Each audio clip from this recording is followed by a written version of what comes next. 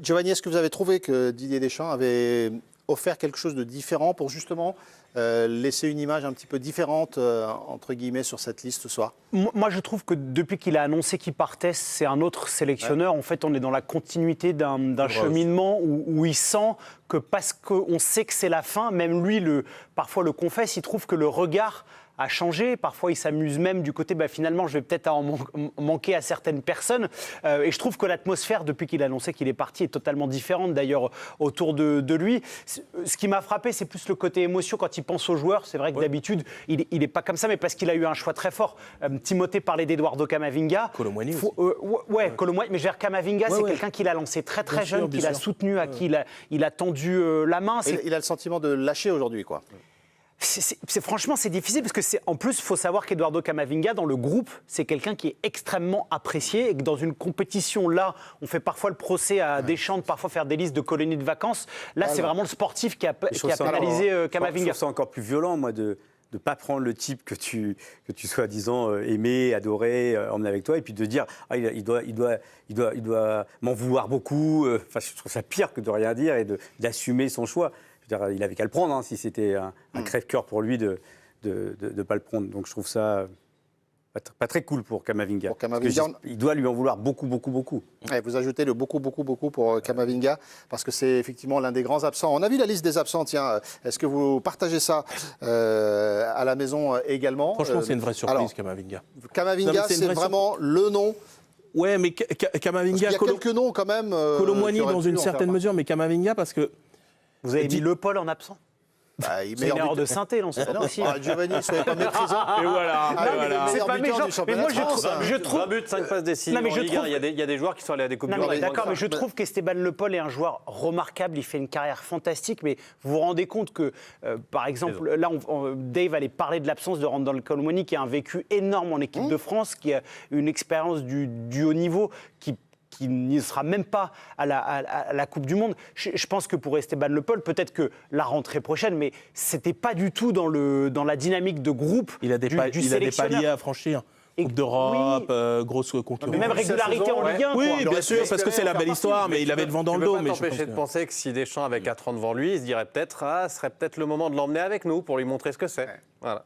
Réécoutons quand même le moment qui est le moment fort de cette conférence. C'est le moment où on a senti Didier Deschamps touché lorsqu'il parle de Camavinga et qu'il prononce cette phrase, donc, il doit m'en vouloir. Sa saison, bien évidemment, et même s'il a eu quelques blessures aussi, et la concurrence qui est très très forte. Voilà. Mais que Kama, je sais bien. Je ne vais pas dire qu'il est plus déçu, mais il fait partie de ces joueurs, il est encore jeune, qu'il ait tout le potentiel, oui, bien évidemment. En mars, il était là, il a un peu joué, c'est celui qui a joué le mieux. Je ne remets pas en doute son potentiel et ce qu'il est capable de faire. Mais aujourd'hui, il a le droit de m'en vouloir. Je le comprends. Il a le droit de m'en vouloir, je comprends. Giovanni, vous vouliez ajouter quelque chose? Parce que il y avait 2 enseignements très forts de cette tournée aux États-Unis du mois de mars. C'était vraiment le côté très fort d'Hugo Ekitike qui s'était imposé dans ce groupe. Et d'ailleurs, il a eu plusieurs mots envers Hugo Ekitike qui, s'il n'avait pas été blessé, aurait évidemment été dans la liste à la place de Jean-Philippe Mateta, je pense. Et le fait que sur le match face à la Colombie, normalement, Eduardo Camavinga est censé avoir un temps d'avance par rapport à Warren Zaïre-Emery, aurait dû débuter cette rencontre aux côtés d'N'Golo Kanté à la récupération, et il ne le met pas, Didier Deschamps. Et quand on connaît la psychologie du sélectionneur, s'il ne fait pas ça, ça veut dire que déjà il envoie un message en disant « Attention Eduardo, là il faut se réveiller », et derrière on sait ce qui s'est passé pour le jeune madrilène. Il a été mais malgré tout, tu vois, très moyen. Il y avait plein de signaux et on voyait sa saison... à Madrid, qui plongeait dans tous les sens, même sur le plan humain. Enfin, c'est vraiment compliqué ce qu'il vivait. Mais Didier Deschamps a tellement, pendant des années, géré la sélection comme un club qui faisait un peu fi, une fois que tu y étais, de ton temps de jeu, de tes performances. Kolo Muani, il a beaucoup bénéficié de ça. En son temps, Giroud en avait bénéficié. Il n'était pas toujours. Voilà, exactement. Il n'était pas toujours sur attends, combien de minutes tu as joué, etc. Et quand tu étais dans le club, tu étais dans le club de l'équipe de France. Et là, Camavinga, qui est presque sans discontinuer depuis je sais pas, à 4, combien, 4, 5 ans peut-être. Ça fait 4 ans minimum. Voilà, 4 ans minimum, tu vois. Moi, franchement, je pensais que, en plus, la polyvalence, l'espèce de potentiel qu'on lui voit toujours, je pensais que ça lui donnait un ticket garanti quand même. Un dernier mot là-dessus, je pense que Camavinga, il a montré un peu des faiblesses mentales, je veux dire, les quelques erreurs. Les erreurs qui fait qu'en match, elles se transforment en but contre son camp.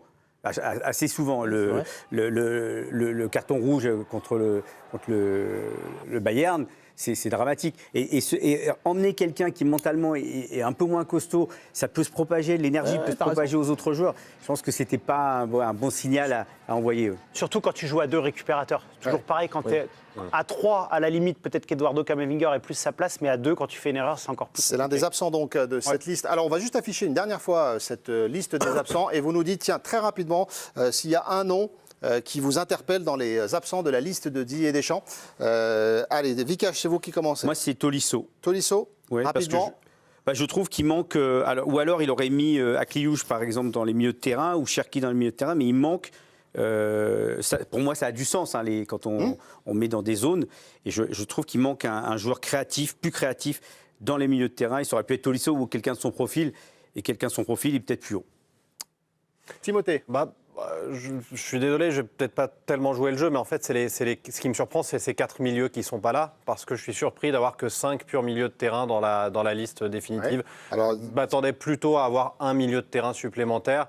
On est à 9 joueurs offensifs, 8 défenseurs, 5 milieux de terrain. Ça, c'est les milieux donc sélectionnés. Hein. Voilà, je m'attendais à avoir un profil de plus. D'accord.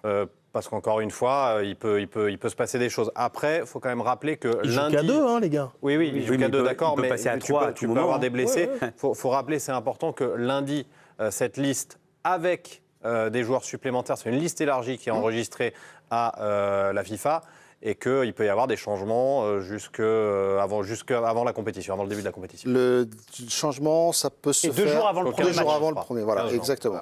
Et puis, pour les gardiens, c'est différent. S'il y a une blessure ou une maladie, vous pourrez changer de gardien, même après ça.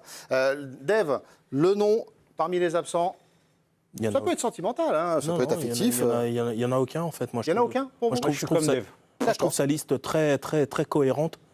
Très attendu, peut-être pas très funky, parce que c'est vrai que ça nous prive peut-être de débats, comme on a pu en avoir peut-être dans d'autres listes, mais moi je trouve que ceux qui sont là devaient être là. Je ne vois pas d'injustice ou de trucs où je me dis waouh, ça peut les plomber, etc. Je ne vois pas. Parce que par exemple, on a beaucoup parlé de Tolisso, c'est un des noms qui va revenir.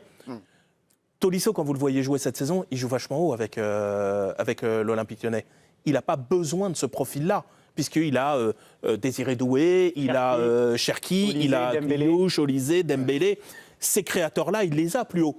En plus bas, il lui faut des plus costauds. C'est pas forcément Tolisso cette saison. Hein. C'était à peu près la teneur de l'explication de Didier Deschamps d'ailleurs. Mais sur Didier le cas Tolisso, vous pourriez être sélectionneur. Je suis son adjoint.